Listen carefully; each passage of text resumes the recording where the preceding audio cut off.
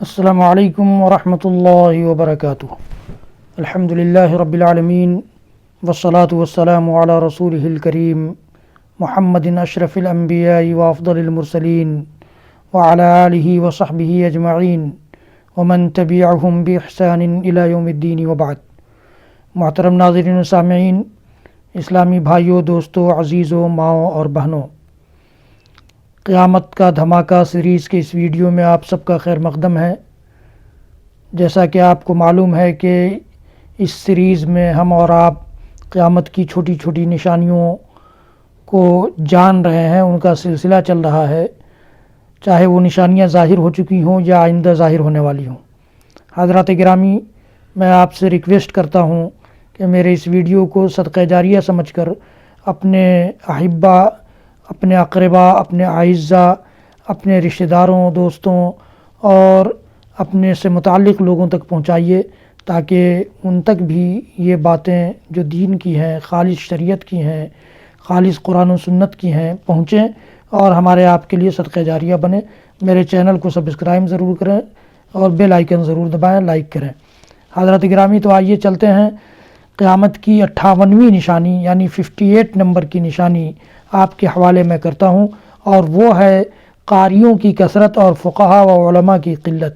قاری، قرآن کے قاری بہت زیادہ ہو جائیں گے، اور قرآن کو سمجھنے والے، شریعت کی روح کو سمجھنے والے کم ہو جائیں گے۔ اللہ کے رسول صلی اللہ علیہ وسلم کی حدیث پر غور کیجئے، جو مستدرک حاکم کی روایت ہے کہ حضرت ابو ہریرہ رضی اللہ تعالیٰ عنہ بیان کرتے ہیں کہ اللہ کے رسول صلی اللہ علیہ وسلم نے فرمایا کہ ایک زمانہ ایسا آئے گا کہ جس میں قرہ یعنی قاری کی جمع قرہ ہوتا ہے، قاری قرہ کی تعداد بڑھ جائے گی اور فقہا اور علماء کم ہو جائیں گے، علم اٹھا لیا جائے گا اور حرج زیادہ ہو جائے گا۔ پوچھا گیا اللہ کے رسول صلی اللہ علیہ وسلم سے کہ حرج کیا ہے اللہ کے رسول؟ تو آپ نے فرمایا کہ تمہاری باہمی خون ریزی، آپس میں تم لڑ لڑ کر ایک دوسرے کو قتل کرو گے، ایک دوسرے کا خون بہاؤ گے، جسے اللہ تعالیٰ نے تم پر حرام کیا ہے۔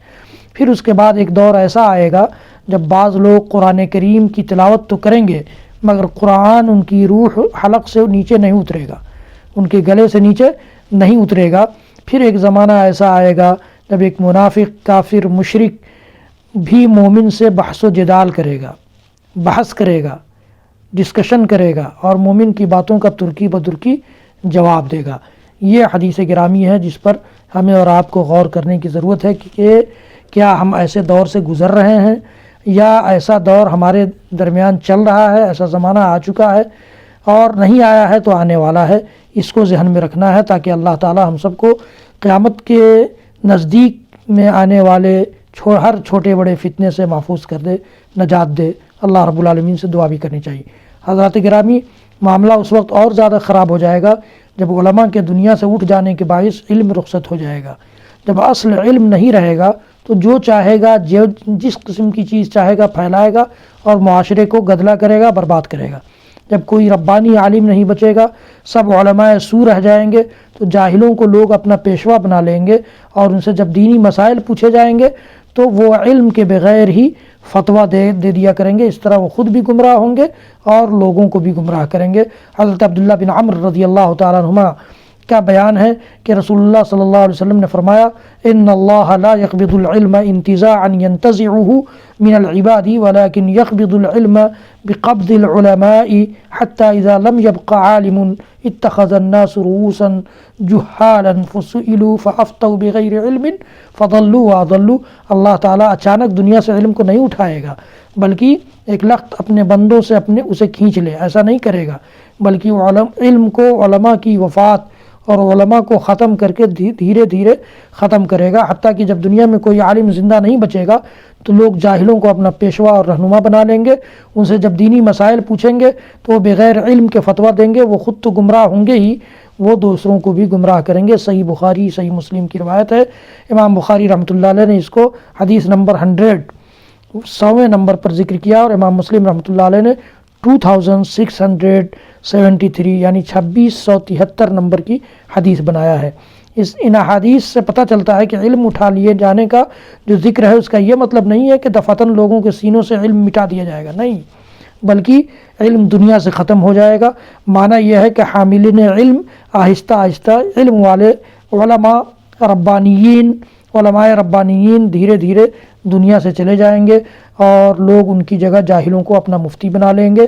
وہ اپنی جہالت کی بنیاد پر فیصلے کریں گے، وہ خود بھی گمراہ ہوں گے، لوگوں کو بھی گمراہ کریں گے۔ پچھلے 10 برس کے عرصے میں اگر غور کیا جائے تو امت اسلامیہ کی متعدد ایسے اہل علم کی وفات کا صدمہ سہنا پڑا امت اسلامیہ کو، کہ جن کا لوگوں کو دین سکھانے میں بہت نمایاں کردار تھا۔ شیخ عبدالعزیز بن عبداللہ بن باز جو سعودی عرب کے بہت بڑے عالم تھے اور وہاں کے چیف جسٹس تھے، علامہ محمد ناصر الدین البانی جن کی وفات 1999 میں ہوئی۔ 1999 میں ہی شیخ عبدالعزیز ابن باز کی وفات ہوئی، اور 1999 میں ہی علامہ محمد ناصر الدین البانی، جن کو امیر المومنین فی الحدیث فی العصر الحاضر، اس دور کے حدیث کے باب میں امیر المومنین کا لقب حاصل جنہیں تھا، وہ بھی 1999 میں وفات پا گئے۔ 2000 میں علامہ محمد بن صالح العثیمین کی بھی وفات ہو گئی۔ اس طرح سے بڑے بڑے جلیل القدر علماء اس دنیا سے رخصت پا گئے۔ اگر کوئی شخص آج امت اسلامیہ کے احوال پر غور کرے تو دیکھ سکتا ہے کہ لوگوں کی ایک بڑی تعداد فی زمانہ قرآن مجید کی تلاوت خوبصورت آواز سے کرنے، اسے ترتیل اور خوش الحانی سے پڑھنے اور دلکش انداز میں قرأت کرنے میں ایک دوسرے سے آگے نکلنے کی کوشش کرتی نظر آتی ہے۔ اس کا مقابلہ بھی ہوتا ہے، کمپٹیشن بھی ہوتا ہے، اس میں لوگ ایوارڈ بھی جیتتے ہیں، لیکن علم شرعی کی طلب اور احکام دین سیکھنے میں مہارت حاصل کرنے کا سلسلہ موقوف ہوتا جا رہا ہے۔ آج حالت یہ ہے، خصوصی طور پر بر صغیر میں، کہ لوگوں نے حفظ کے ادارے کھول لیے ہیں، اور جیسے ہی بچہ حافظ ہوا ان کو مالا پہنا دیا اور سر پر پگڑی باندھ دی، وہ اپنے آپ کو علامہ سمجھنے لگا، اور پھر وہ جا کر کے کہیں سے امامت و خطابت اپنا اختیار کر لیتا ہے، اور امامت و خطابت کے ذریعے وہ لوگوں کی پیشوائی اور رہنمائی کرنے لگتا ہے، جس کے پاس شریعت کا کوئی علم نہیں ہے سوائے اس کے کہ وہ قرآن کو یاد اس نے کر لیا ہے۔ قرآن کو بھی اس نے صرف یاد کیا ہے، قرآن کو سمجھنے کی اس کے اندر صلاحیت نہیں ہے، اور قرآن کی تعلیمات سے اسے واقفیت نہیں ہے۔ تو یہ آج حالات اس طرح کے بن چکے ہیں۔ اگر آپ ان قراء میں سے کسی سے طہارت یا سجدہ سہو کے بارے میں مسئلہ پوچھ لیں تو انہیں علم سے کورا پائیں گے۔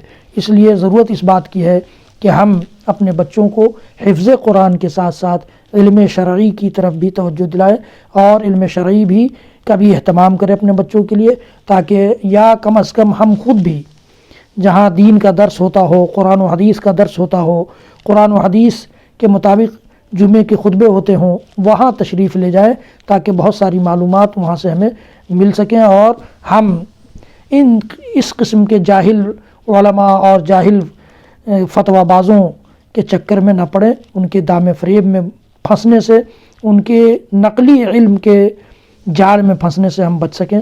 اللہ رب العالمین اس امت کی حفاظت فرمائے، اور اس امت کو ہر قسم کے اندرونی اور بیرونی فتنوں سے محفوظ کر دے۔ رب العالمین ہم سب کی مدد فرمائے۔ وصلی اللہ تعالی علی نبینا محمد وعلی آلہ وصحبہ وسلم۔ سبحان ربک رب العزت عما یصفون، وسلام علی المرسلین، والحمد للہ رب العالمین، والسلام علیکم ورحمۃ اللہ۔